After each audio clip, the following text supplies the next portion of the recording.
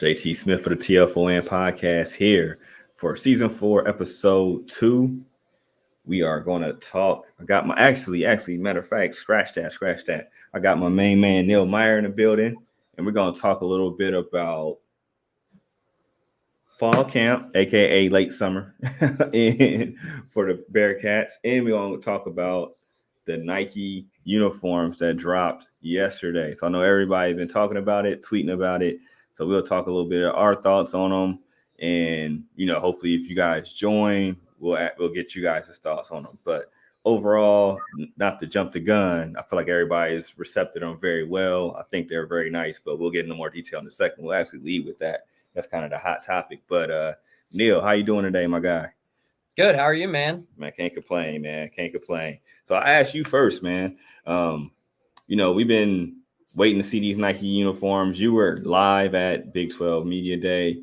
And, when we tweeted out those the mock jerseys, everybody was kind of like, what the heck is this?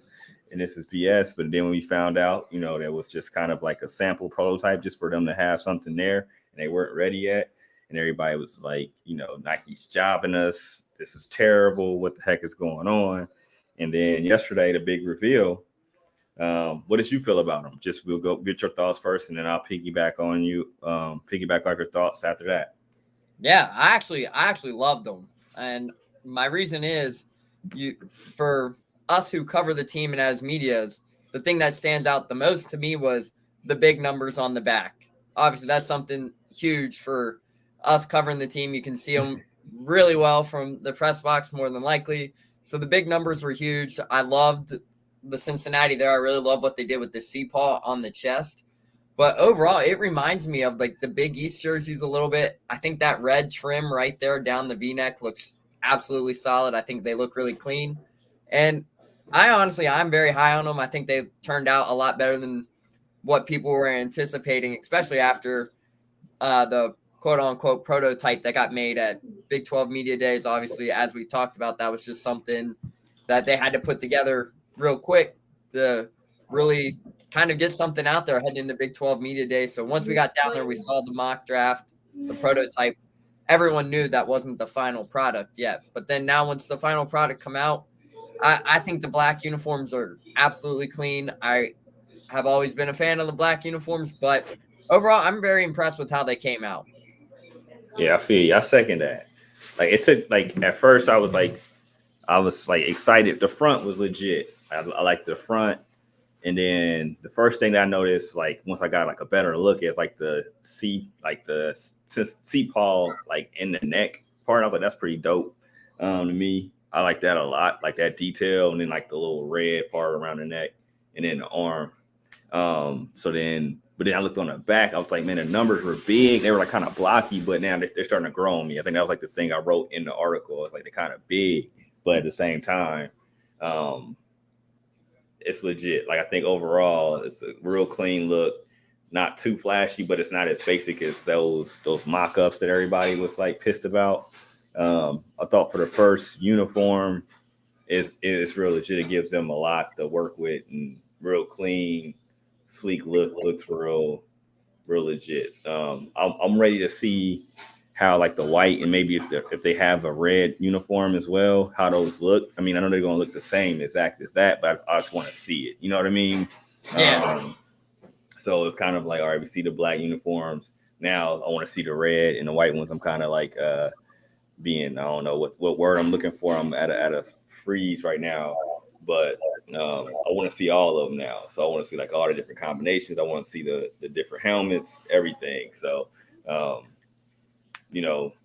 I think the black ones gave the Bearcat football program and the fans a lot to be impressed about and excited that they made the switch. I think personally. Yeah, no, absolutely. And I like how you mentioned the red and the white jerseys.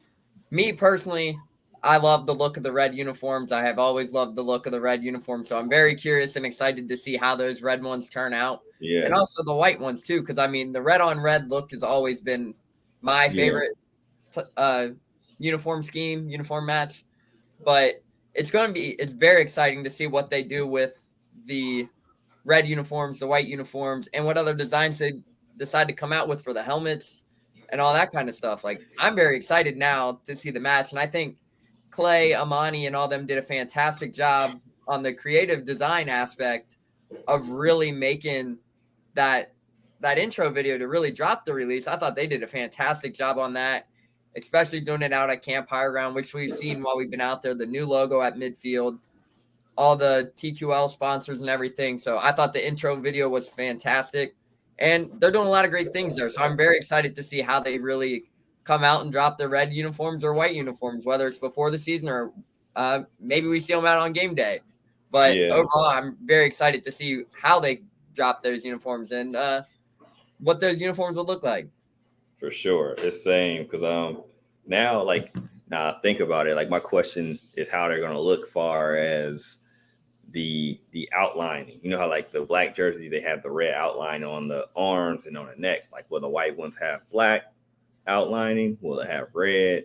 And I want to see how that looks. You know what I mean? Because Yeah. I mean it's simple things, but I just want to see how it looks. I think either way, I think they'll look good. But even the red one, I want to see like will they go red with black outlining, or will they go like red with white outlining, or will they just keep it all red? Who knows? But I want to see if they'll change it up on like the different jerseys that have different outlinings, or maybe they have multiple jerseys that have multiple outlinings. They might have a black one that just has all black. Who knows? I don't know, but I'm just making up stuff now.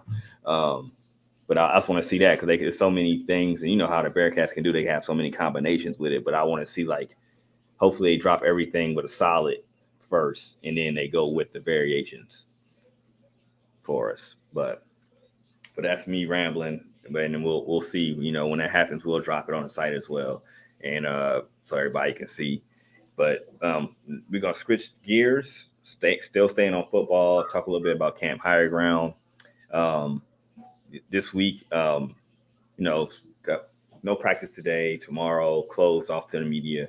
But honestly, I was super impressed yesterday. I thought the edge rushers had a heck of a day. Like far as everybody knows, if you're paying attention, Daniel Griziak, and he's like the guy that everybody's looking for to be that Myjai Sanders type guy off the edge. And I mean, from camp and from seeing him for a while, I think he's going to be that guy. But for this team to be successful, they have to have depth. And I think like Jamal Williams and Tyler Gillison, I think they've taken huge steps, and they look like they're going to be guys that can play quality snaps now. So I think that's going to help the Bearcats. You know how good their defensive line is already. Everybody knows Corleone. Everybody knows Malik Van, Briggs. You know, Phillips. And then you got other guys, Justin Watley, other guys that'll be solid that maybe people don't know about, but they have depth there. The edge part, everybody was kind of flip of a coin, but I think they got some guys that are going to be real difference makers that people might not know about, you know, just that Bearcat Nation. So, but I was super impressed what I saw, you know, this week from those guys. I mean, I thought they just popped, and even Coach Satterfield talked about it.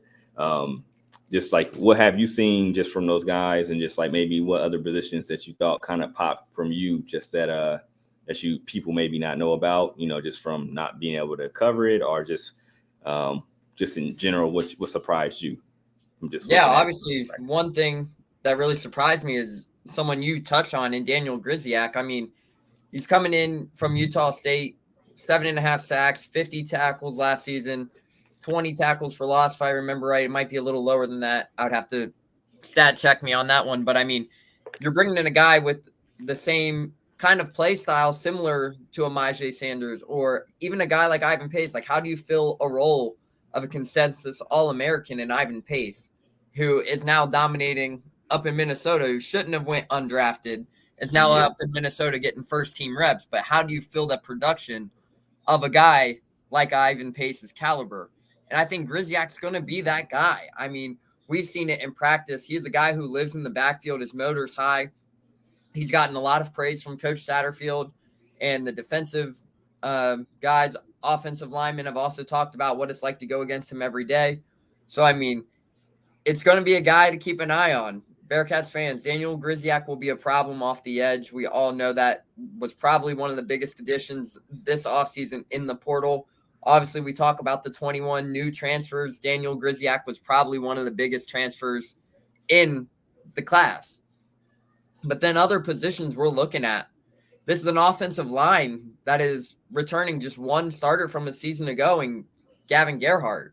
And you also got to think, you bring in a guy like Luke Kander, who's got some great size to him, very physical. And then you have DeAndre Buford from Kentucky, who has seen lots of playing time, who's also got some great size, some great attributes to his game. But then you also bring in transfers. The offensive line is mostly consisted of transfers. That was the one main position group outside the wide receivers within terms of transfer portal. Like, hey, these are the two position groups we're going to have to target in the transfer portal. And everyone kind of knew that. I mean, you saw Jake Renfro go to Wisconsin, Lorenz Metz go to the NFL, Jeremy Cooper go to the NFL, Dylan O'Quinn, XFL now. You're losing a bunch of talent. Joe Huber is now in Wisconsin as well. So you're losing your whole offensive line from a season ago. You bring in guys like Trevor Radozovic, Philip Wilder, DeAndre Buford, Luke Kandra. You have John Williams returning, Cam Jones. You have the depth up front there. And we've seen it in practice. The meshes up front is going to be huge. We've seen them come together and really burst off a few runs. But overall, that offensive line is going to be a huge point of power and attack for this Bearcats offense. Obviously, we know how Scott Satterfield likes to run the ball and really open the passing game as well. So he likes to stay balanced, and we've seen that. And it's going to start up front in the offensive line. Another thing is the wide receiver room. I know that was another main question on offense is, hey, who refills the shoes of a Tyler Scott, a Trey Tucker, and Nick Mardner, who's now at Auburn, a Quincy Burrows, a Will Pauling, who both transferred to Wisconsin. The role was who's going to fill those roles. And, I mean, you're looking down at paper, and this is arguably one of the biggest wide receiver rooms in the country. You have D. Wiggins, 6'3", Evan Prater, 6'3". You have Xavier Henderson in the mix. And then you have little smaller slot guys. Braden Smith has really stood out so far through camp.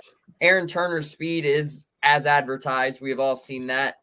And his shiftness, his ability to create for each other, get in space. Donovan Ollie has great size. So overall, that wide receiver room is going to be talented. Then you bring in Sterling Burkhalter. You still have guys like Leslie Endo had a great spring. Yep. He's still in there getting reps. Barry Jackson really excelled in the spring, and that's a early enrollee freshman. So you still have that. You have our guy Chris Scott still in the mix from the only returner from a season ago. So, I mean, that wide receiver room is going to surprise a lot of people. And Scott Satterfield has even said they might have not played their college careers here, but they have had a lot of experiences at other programs. And now it's just starting to put this piece together. And it could be a fun offense to watch up there in Clifton. For sure. It's all on the offensive line. The faster they gel, because they only have one returning starter technically, in Gavin Gerhardt, as you touched. You know, I think in the middle they'll be fine. I think they have enough depth in the middle. It's just like all on how solid the tackles play. I think they'll be fine. I don't think they have to be great. They just have to be solid. And I think they'll be good because the receivers, like you said, they're a lot better than people expect. Because in spring they just had low numbers. I think when they got their numbers together, I think it just made it that much better. That room is a lot more talented than people maybe expected with all the deflections and everything. And then, like I said, it's definitely on the line, man. The line is going to be the key for this team. I think the defense is going to be fine. They're finding depth because, like, the key is, everybody knows pretty much the 11, 15 guys that are going to be getting good snaps. But now they're trying to find depth in other spots that I think guys, if they need a blow, I think they'll be good, like more than good, where people can play a series or a couple snaps and not lose. If they lose much, it'll be very, very minimal. Getting more depth in the corner. Raquan Atkins, I think he's playing real well for a true freshman, a guy that they flipped from Louisville. I think he'll be a guy that's in the rotation. Maybe definitely, I don't think starts at all, but I think he'll be a guy if somebody needs a blow occasionally. I feel like Justin Harris has been real solid. Super senior. I think he'll be definitely getting some snaps. So Sammy Anderson has looked Sam, really well. Sammy, oh yeah, Sammy. Sammy's been definitely. I think he's going to take the next step because the Sammy we saw last year, I thought even though he was solid, he's even better now. Like he's an outside corner. I think he just took one for the team playing in the slot. You know what I mean? Just being a team player. You know he gets snaps, and he played the slot last year. Him and Taj. And I think Sammy's really gonna shock some people. I think he'll be a top tier corner in the Big 12, and you can stamp me on that. Like you can come back, and I think by the end of the year, people will respect him as one of the top corners in the Big 12 as a whole. And then our guy Young, Jordan Young. Jordan Young's been playing real good. I think him and Jordan Young are going to be they're both super competitive. I think both very talented, make plays on the ball, will hit you. So I think both of those guys will make plays and will be probably some of the top tier corners in the Big 12. And that's no slight on the other corners. I just think they're that talented. And I just think the step that Sammy's made for sure, because we've seen him for years, where Jordan, he's a guy that just came in, this spring per se. We've had eyes on, Sammy for 3-4 years, and he was making plays as a freshman. It's just that he was behind a lot of talent. Now it's his turn, and I think he's about to do the most with that opportunity. Every time he's in practice, like if he's not making an interception or the incomplete pass, he's knocking it down. Like he's pulling off of his guy around the ball. Yeah, and that's what Scott Satterfield mentioned too. What's his attitude? If he's not near the ball, picking it off, he's there knocking it down. He's always around the ball. I think he's back more comfortable in that outside slot that they have him at, and he's going to shine this season. In my opinion, I'll stand by that. I think he will shock a lot of people and be one of the top defensive backs within the Big 12. And he's had a great start to camp, obviously, too. And that defense, that secondary, it's going to surprise a lot of people as well. Jordan Young, as we talk about, a Florida transfer, is really acclimated really well. I've enjoyed watching the Xavier Henderson-Jordan Young matchup, obviously, two former teammates. That's been a fantastic battle early throughout camp. And then we have the D. Wiggins versus Jordan Young, Sammy Anderson. That has always been a matchup. Braden Smith's always been a fun matchup there because they use him and they can really bounce him around many different ways with his speed and his size. But then another player that we can talk about, JT, is a guy in Shimon Mateer at that tight end position. I mean, I think he's poised to have a big season for the Bearcats, obviously, after sitting behind two Bearcat greats in Lenny Taylor and Josh Wiley. You're looking at a guy like Shimon Mateer who has all the size and everything. They can throw him in the box. They can block. They can get him out wide. But, man, he can run. He can run for someone his size, too. And for sure. Got great hands. He can run. He can do a lot of different things. No, for sure. Now, Shimon is a difference maker. Scott talked about him after practice yesterday. Dang, I'm getting my days mixed up. But yesterday, and he was saying he played more physical today, and that's something that he's just kind of been telling them, like, consistently play physical on a point of attack. So, but when he gets the ball in his hands, man, like dude's legit, like straight legit, probably one of the most talented, like you said, probably one of the most talented guys. And they've had some guys within the last 4 to 5 years. I mean, even if you go further back, but the last 4 to 5 years, he might be the most talented one. He could be, possibly. I don't know. I mean, he just, from day one, I feel like he's just been a guy that you just like, who is this kid? And he's been balling. I think if he can stay healthy, I think he's going to be a difference maker for this team. And yeah, I think he's going to give those Big 12 teams headaches. And that's all I stand on that, man. I just think he's going to be one of those guys, like, where by the end of the season, he'll be a household name, at least in the Big 12 for sure. I think he's going to make enough plays, and people are going to ask who Shimon Mateer is or know who he is, not even ask. First couple of weeks, they'll be asking about him. Middle of the season, they'll know. He'll be somebody on the scouting report for sure. I believe that.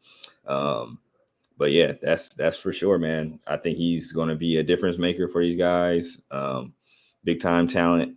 I like the running backs. I like what I saw from them. I know that the first day of live hitting was Tuesday, and the defense won overall. But I thought the physicality that the running backs played with was A1. Like, they were finishing runs like it was mid-season. And I think that's going to help the defense, and that's just going to the run hard against this type of defense, I think it's gonna mean well for the season. And I'm feeling good about this team so far. I know like the I've seen some good days from the passing game, seen some okay days. I feel like Tuesday was an okay day. It wasn't a great day, but it was the first day of pads, full pads. So I think they'll adjust, and I just think with them playing against this caliber defense, I think it's just going to make it easier for them against other guys in the Big 12. I just don't think a lot of teams, and I could be slighting the Big 12 teams, but I don't think they're hitting the way this Bearcats defense hits. That's just me. Like, and it's I know it's a lot of NFL talent sprinkled in there, but I just feel like the Bearcats have some guys that will thump. That's what they do. That's what they hang their hat on. And then just to go back on that, the linebacker play, the middle linebackers, I like what I've seen with Dorian Jones and Jack Dingle. I think those do like Dorian Jones. He wants to touch everything Everybody. running by, like anybody around him, and I love it. Like, and then Jack Dingle, that dude, he's like a hidden gem. Like, cause I mean, even though like he's been here a while, like I've disrespected him, like far as like knowing what his talents were. Like, this dude can fly and he's thumping. Like, you know what I mean? Like, he can And fly around, he's thumping. Like, I definitely fight at my guy. Like, I think he's gonna open up a lot of eyes this year for sure. And we've heard Brian Brown talk about what a guy in Jack Dingle really brings to the table. I mean, Brian Brown has coached a lot of great defenses in his career, and we've talked about it. We've heard what he had to say at his opening press conference. He said Jack Dingle is one of the fastest linebackers that he's ever coached. Yeah. And that says a lot. And Jack Dingle has great size. I think he's up to about 235, 240. Great size, 6'3", 6'4" kind of guy. Yeah. And as JT mentioned, he's been thumping. So, I mean, Dorian Jones is always around the ball. He's a guy who knows this defense really well. So, I mean, those two at that linebacker position, then you have a guy like Deshaun Pace who's playing that star position. It's going to be a fun defensive unit to watch. Yeah, for sure. Yeah, and Deshaun, like he's always been a playmaker with the ball in the air. So I think him playing that star, aka like he's kind of a linebacker in certain formations, but really a safety / nickelback. I think that's going to help him in the long run because the way he's built, he's a long, lanky guy more so than anything. I mean, he's solid, but long and lanky. I think he in it like the next level. When I look at him, I think he's a next level talent. He fits that safety that can come down and play down in the box if he needs to play in the box, but he's really a safety and he can guard people as well. So I think just the flexibility that I think they're going to have this year. Like, I think this week really showed me that they have more depth than I expected, and I think that they have good depth, and I think that's going to be real good. I know the defensive line had enough. I knew they would have the linebackers was 50-50 on the depth part, and I think that kind of came to light. I think they have solid depth there, and I think with a lot of the players getting comfortable, I think the defensive secondary has shown solid depth as well. And if some of them are young, but I think they'll be ready to make a play, So the Bearcats are in a way better position than I think Bearcat Nation understands right now. I think honestly, it just depends on. I think that I'm gonna keep coming back to the line. I think the line is the key. The line gels. I think they got enough pieces as long as they gel and they're understand. I think they got about 8. I think that are ready. Maybe more, 8 for sure. I know they got 8 for sure. That's what you need. And then I think they have a couple people that should be ready sooner than later too. So, yeah, man. I think this team like that I keep coming back to that 4.5. Like, I feel like if you're a person, I think that 4.5 that the books got them. They're not the 13th best, the 13th team in the Big 12. I don't see that. I'm not saying they're top 3. And that could happen. Who knows? That'd be dope if it did. That'd be dope for the site. That'd be dope for the program. But I see them in the middle of the pack, and then they could possibly be above the middle. And then at a worst case scenario, they're a little bit below. You know what I'm saying? But they're not the 13th team. maybe maybe when they did it, everything was like, it wasn't a lot